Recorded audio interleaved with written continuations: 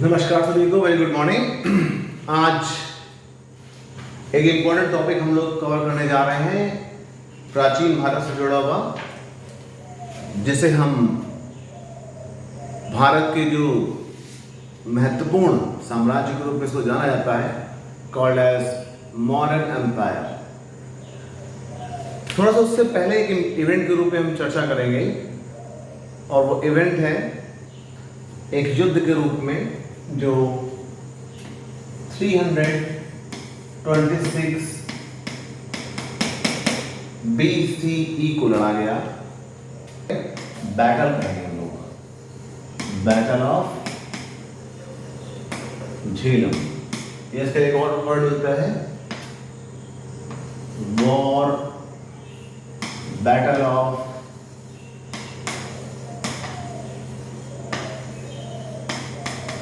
हाइस्टेस्पस। ये यूनानी साहित्य में वर्ड मिलता है हाइस्टेस्पस। इसमें दो सेक्शन थे जो वॉर में इस बैटल में एंगेज थे। एक तरफ था अलेक्जेंडर द ग्रेट,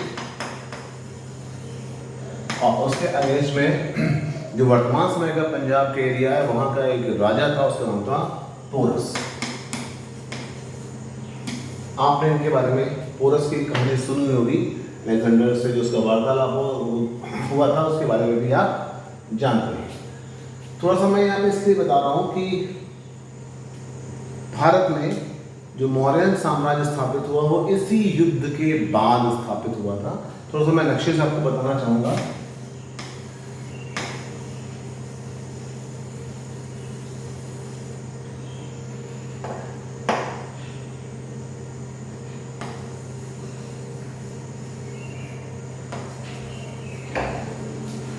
ये मगध का राज्य था, और इस जगह पर छोटे छोटे कई सारे राज्य एग्जिस्ट कर रहे थे। और जो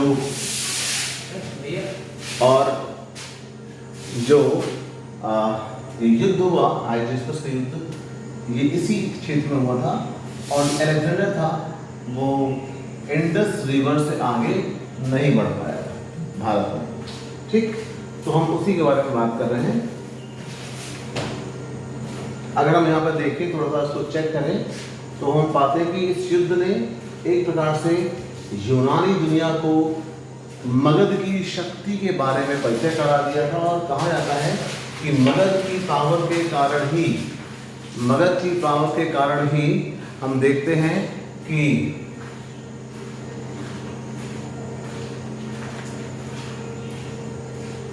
मगध की शक्ति के कारण ही, जो उसकी आर्मी की स्ट्रेंथ थी, उसके कारण ही जो अलेक्जेंडर था वो फर्दर आगे की तरफ नहीं बढ़ा, और उसने अपने आप को वहीं से वापस यूनान भेजने का निर्णय किया। तो मगध में उस वक्त शासक किसका था? At that time Nanda dynasty, और उसका जो एक रूलर था महापद्मानंद। नंदा डायनेस्टी का बहुत ही एम्बिशियस रूलर था, और उसने नंदा डायनेस्टी को बहुत बड़े लेवल पर, कह सकते हैं, मगध के साम्राज्य को एक्सपेंड करने में बहुत बड़ा रोल प्ले किया था। ठीक, लेकिन कहा जाता है कि पहलवान का बेटा पहलवान नहीं होता है, डॉक्टर का बेटा डॉक्टर नहीं होता, और क्रिकेटर का बेटा क्रिकेटर जोड़ने की बने। तो वही कंडीशन यहाँ पे थी। महापद्मानंद के बाद नंदा डायनेस्टी का एक और रूलर आया जो बहुत ही वीक था, उसका नाम था धनानंद। और जिस समय अलेक्जेंडर का अटैक हुआ भारत के ऊपर, उस समय Dhanananda was the ruler of Magadh. भोग विलास में डूबे रहना और अपने जिम्मेदारियों से बच करके राजा के रूप में आलस्यपूर्ण जीवन बिताना एक प्रकार से उसकी पहचान थी।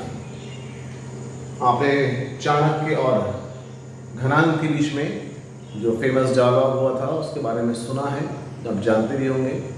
और चाणक्य का अपमान धनानंद ने अपने दरबार में किया था। इसके कारण चाणक्य ने कहा कि सम्राटों का निर्माण उनके द्वारा किया जा सकता है, और इसी क्रम में उन्होंने एक बालक को चूज किया, जो वो इधर उधर यात्राएं करते थे, वहां पर एक बालक उन्होंने चूज किया, उसका नाम था चंद्रगुप्त।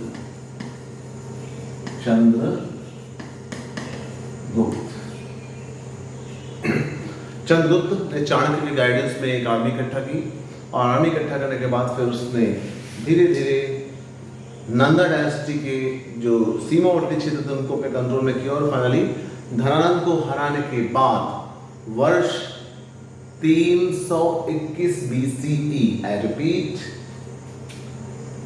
चंद्रगुप्त ने 321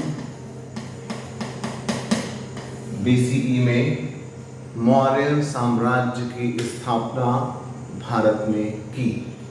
और उनका टाइम पीरियड कब तक आता है? 298 BCE। ये टाइम पीरियड ध्यान रखिएगा। चंद्रगुप्त मौर्य, चंद्रगुप्त यहाँ पर है, उसके आगे हम जोड़ते हैं मौर्य, ठीक। चंद्रगुप्त मौर्य 321 BCE से लेकर 298 BCE तक का ये मगध के शासक रहे थे, ठीक।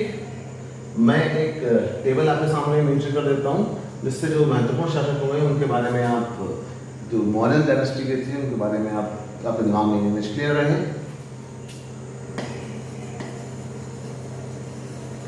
मौर्य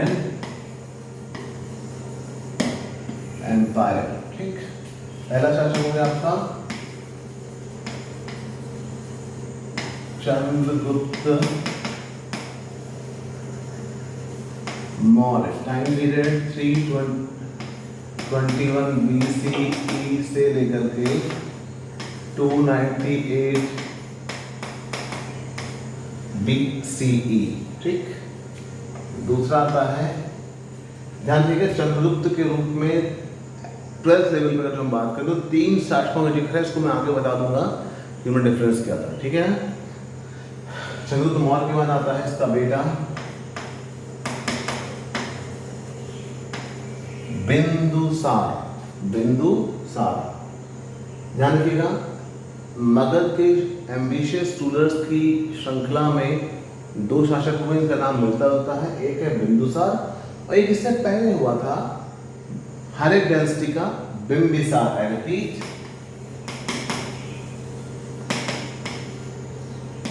बिंबिसार, ये बिलोंग करता था हर्ष डायनेस्टी।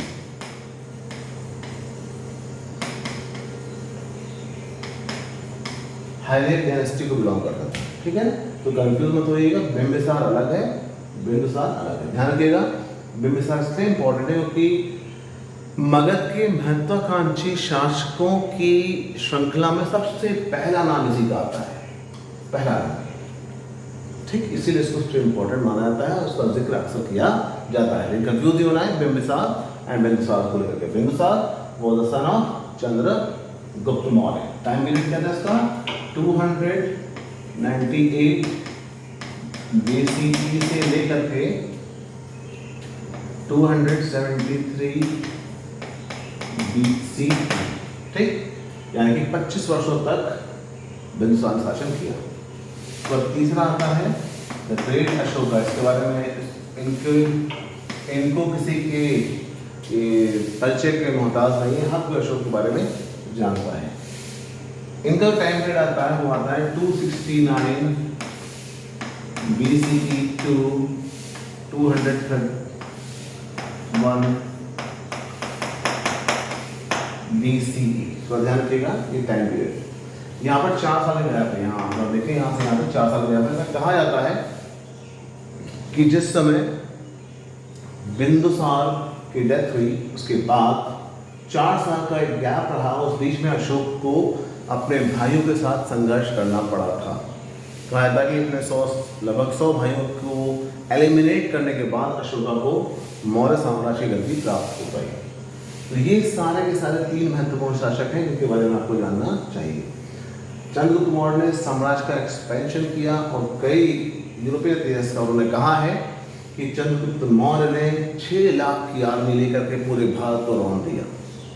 वाकई में चंद्रगुप्त ने जो नंदा डायनेस्टी के बाद साम्राज्य काफ़ी बड़ा था उसको और एक्सपेंड किया, और कहा जाता है कि इंडियन सब कॉन्टिनेंट की बाउंड्रीज को टच करने में कहीं ना कहीं चंद्रगुप्त मौर्य की आर्मी ने बहुत बड़ा रोल प्ले किया था और उसको एक सिंगल अम्ब्रेला के अंदर लाने में सफलता भी प्राप्त की थी।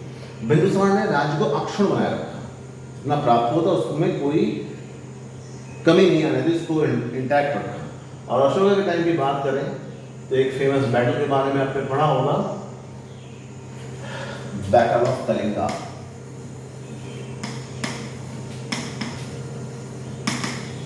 Battle of Kalinga.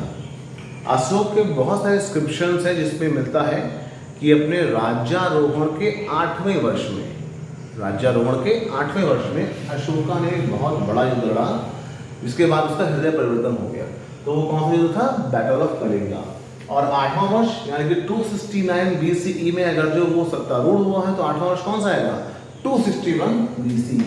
तो डेट ध्यान रखेंगे, 261 BCE में बैटल ऑफ कलिंगा। बहुत कुछ आता है बैटल ऑफ कलिंगा कब हुआ, ठीक।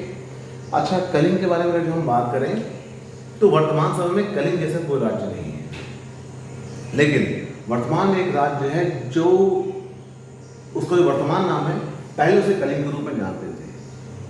बिल्कुल सही कह रहे हैं आप। उड़ीसा का ही पुराना नाम क्या था? कलिंगा था। देख लेते हैं कि कहां पर कौन सा एरिया था जहां इसको कैप्चर करने के प्रयास में ये युद्ध हुआ था।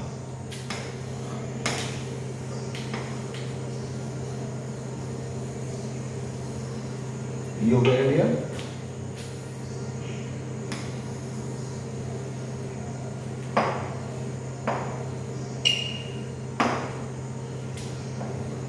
ये सारा एरिया कब्जे में कर चुके थे आपके मौर्यंस। ये सारा एरिया देख रहे हो, ये सारा एरिया मौर्यंस कंट्रोल में था।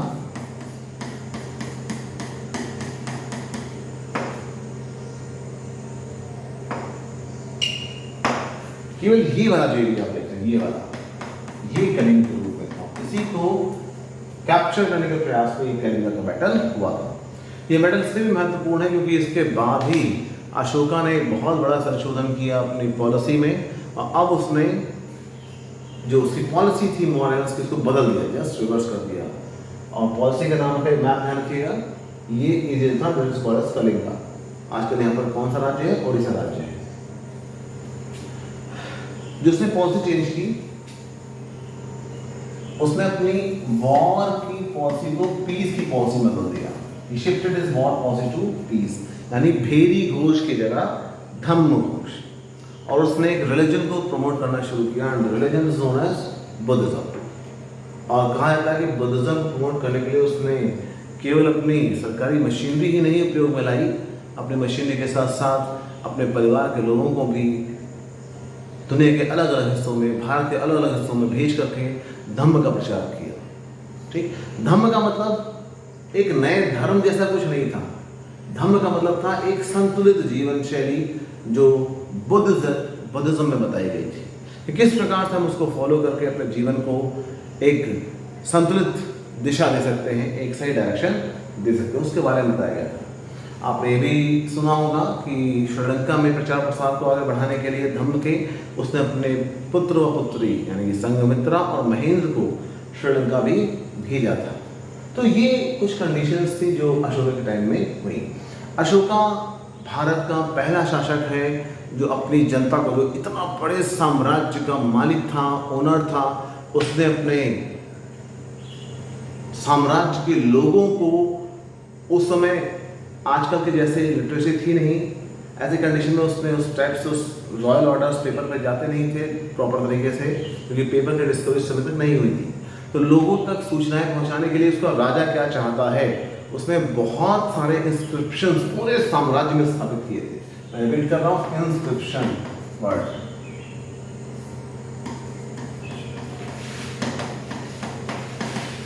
इसको हिंदी में बोलते हैं अभिलेख। अभिलेख क्या होता है? किसी भी हार्ड सरफेस पे, कठोर सतह पे, सपोज करिए मेरे पास ये कठोर सतह है, इस पे मैं किसी चीज से इंस्क्राइब कर दूं तो ये क्या कहलाएगा? इंस्क्रिप्शन कहलाएगा।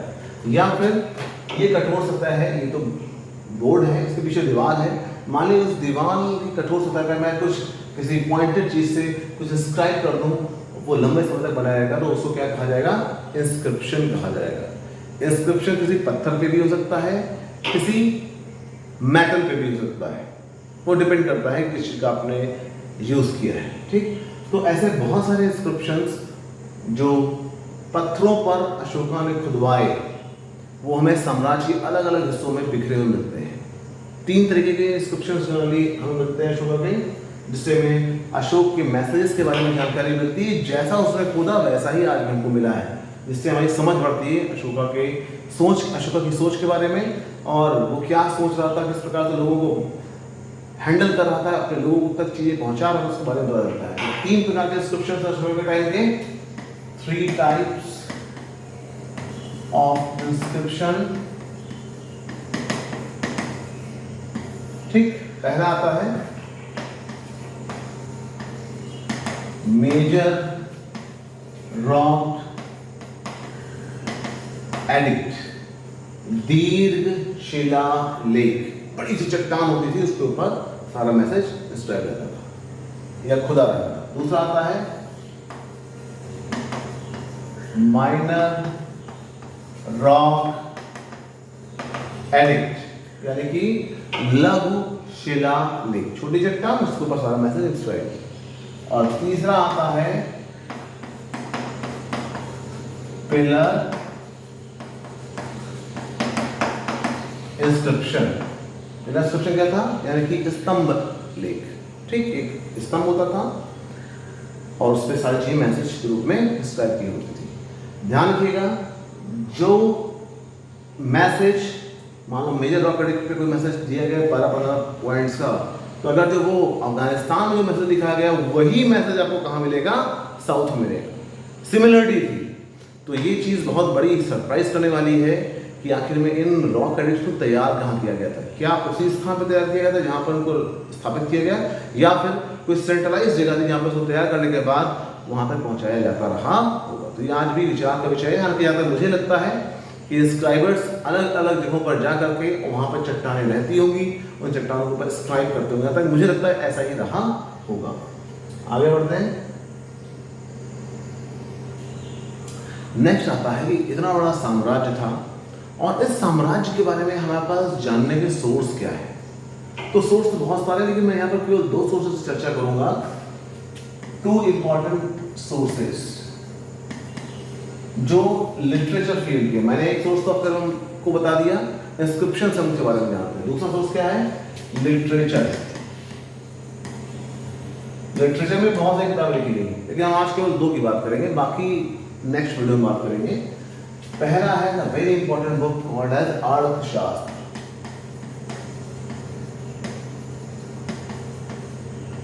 अर्थशास्त्र कौन सा राइटर है, ध्यान रखिएगा, चाणक्य। चाणक्य को और भी अन्य नामों से जाना जाता है। इनका एक नाम और है कॉल्ड एज कौटिल्य। कौटिल्य। एक और नाम है कॉल्ड एज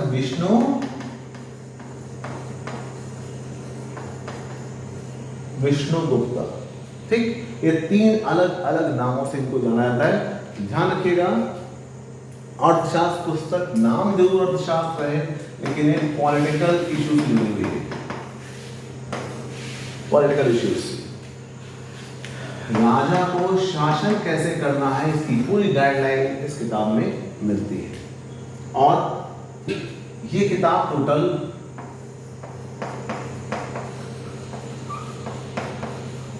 15 चैप्टर्स में डिवाइडेड है। 15 चैप्टर्स में। ठीक, तो ये कई बार पूछा गया है क्वेश्चन कंपटीशंस में, कितने अध्यायों में अर्थशास्त्र किताब का संकलन या उसकी रचना की गई, तो आंसर है 15 चैप्टर्स। ठीक, ये तो बात हो गई अर्थशास्त्री जो चाणक्य ने लिखी। चाणक्य जो कि चंद्रगुप्त मौर्य के पॉलिटिकल टीचर थे और उन्होंने दरबार की गतिविधियों को बहुत क्लोजली देखा था, तो अर्थशास्त्र में बहुत डिटेल्ड जानकारी हमको प्राप्त होती है। इसके बाद दूसरी किताब आती है हमारे पास, जो सोर्स के रूप में हम यूज करते हैं, कॉल्ड एज इंडिका। इंडिका किसने लिखा इसको, बिल्कुल सही आप कह रहे हैं, मेगास्थनीज। मेगास्थनीज कहां से आया था, ये एक ग्रीक एम्बेसडर था।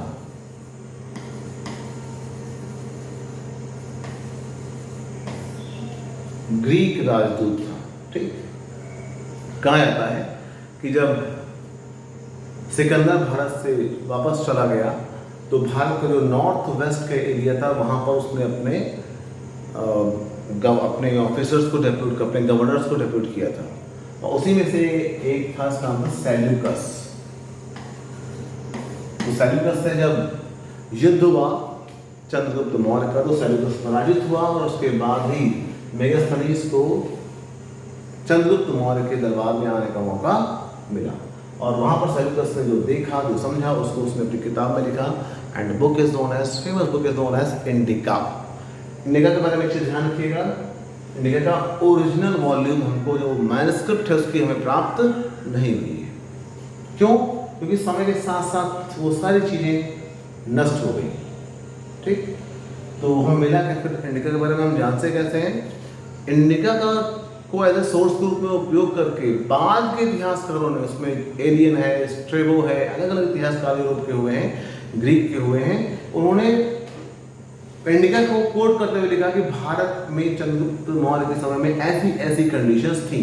तो ध्यान रखने वाली बात है कि इंडिका का ओरिजिनल सोर्स हमको नहीं मिला है, ओरिजिनल बुक नहीं मिली है, बट अन्य पुस्तकों में जो वर्णन इंडिका के आधार पर दिया गया है वो हमारे लिए एक महत्वपूर्ण सोर्स के रूप में काम करता है। उसके आधार पर हम जान पाए हैं, इंडिका की उन चीज़ों को समझ पाए हैं कि क्या क्या वर्णन मौर्य डायनेस्टी के बारे में उसमें किया गया था।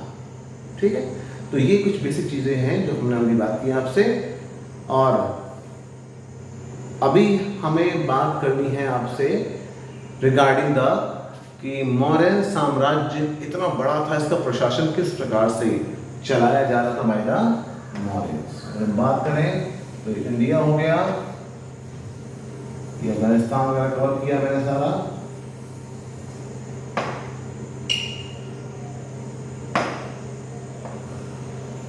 ये सारा एरिया मौर्यंस ने कवर कर लिया था, कुछ बचा नहीं था।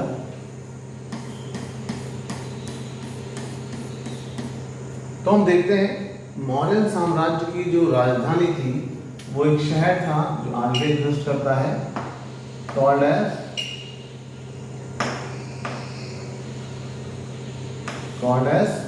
आजकल उसका नाम है पटना, उसमें बोलते थे पाटलिपुत्र।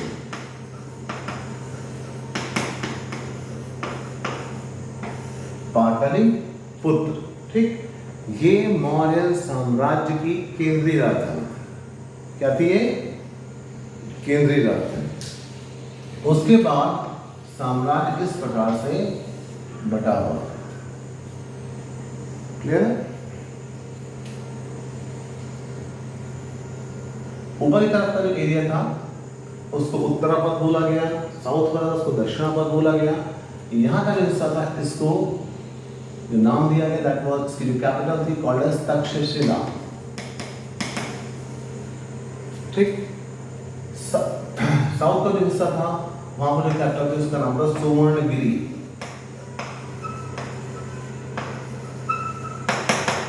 सुवर्णगिरी, यहां पर एक कैपिटल एस्टैब्लिश किया उन्होंने, कॉल्ड एज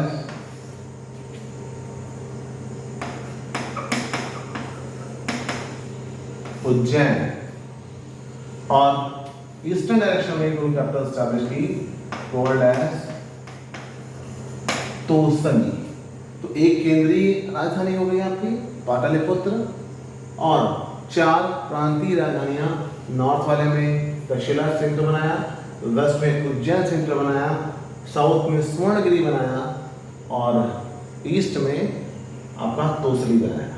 ठीक, अगला आता है कि प्रशासन को उन्होंने, या जो मॉडर्न एडमिनिस्ट्रेशन था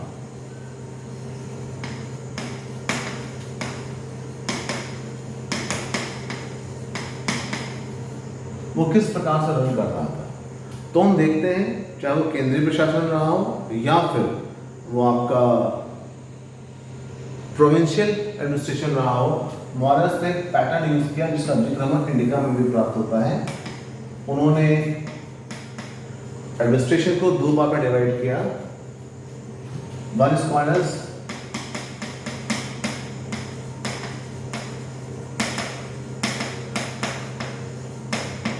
सिविल एडमिनिस्ट्रेशन और दूसरा था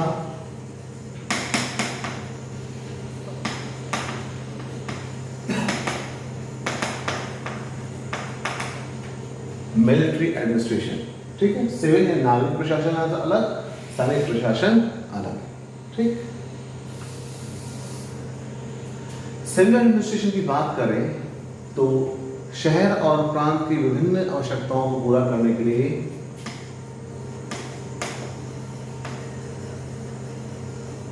30 मेंबर्स की कमेटी बनाई गई, 30 मेंबर्स की, आई रिपीट 30 मेंबर्स, जिनको फर्दर 5-5, आई रिपीट 5-5 की उप समितियों में विभाजित किया गया था। एक टोटल 30 मेंबर्स, फिर 6 उप समितियां, सब कमिटीज,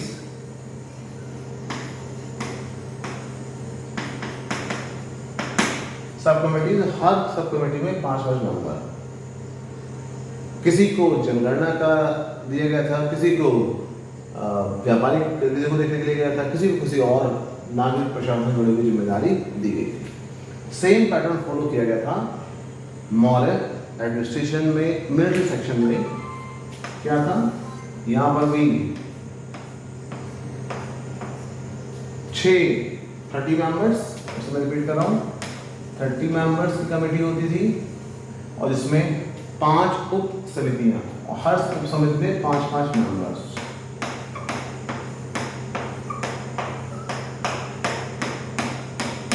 ठीक, जैसे एक हो गया आपकी इन्फेंट्री हो गई,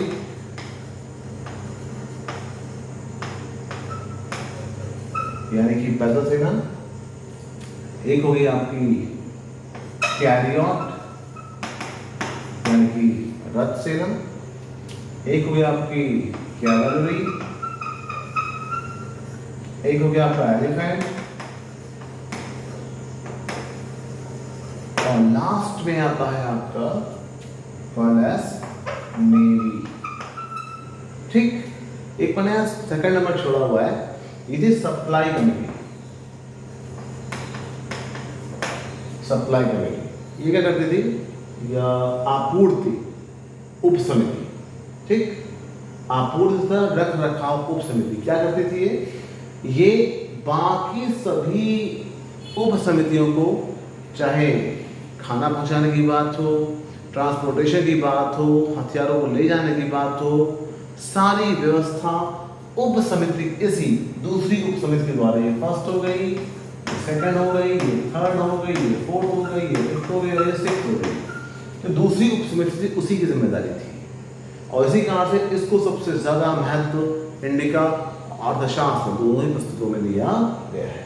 तो ये मॉडर्न एडमिनिस्ट्रेशन था जो मैंने आपसे बात की, और इसी ढांचे पर पूरा का पूरा मॉडर्न साम्राज्य रन कर रहा था। ठीक, फिर ये कहा जाता है कि जो मौर्यन एम्पायर था कितना ग्रेट एम्पायर स्टैब्लिश हुआ, बट ये 321 BCE से लेकर के और 185 BCE तक ही सरवाइव करता है। यानी टाइम पीरियड की बात करें तो 121 साल इधर और 15 साल इधर, यानी कि टोटल 136 ईयर्स ये साम्राज्य रहा। और अशोका की डेथ के बाद ये साम्राज्य धीरे धीरे कमजोर पड़ने लगा और फाइनली 185 BCE में इसके अंतिम शासक, इस क्वेश्चन को नोट कर लीजिएगा, पूछा था कॉम्पिटिशन में, बृहद्रथ। बृहद्रथ को पब्लिक प्लेस पे उसके ही मिलिट्री कमांडर, उसका नाम था पुष्यमित्र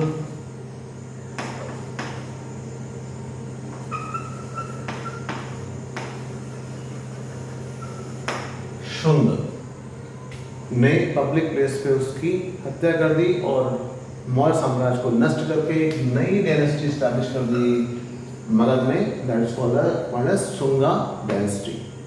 ठीक, कहा जाता है कि जो धम्मा नीति अशोका ने शुरू की थी उसके कारण से मौर्य साम्राज्य बहुत वीक हो गया और अपनी सुरक्षा करने में पूर्णतया असमर्थ हो गया, और एक उसके मिलिट्री कमांडर ने फाइनली इसको मार करके उसकी सत्ता पर नियंत्रण स्थापित कर दिया। ठीक, तो हम देखते हैं ये पूरा मॉडर्न साम्राज्य था जो कि क्लास 12th में मेंशन है। ये 12th के बच्चों के लिए तो है ही काम का, इसके साथ साथ जो लोग तैयारी करने की शुरुआत कर रहे हैं उनके लिए भी बहुत ही महत्वपूर्ण है।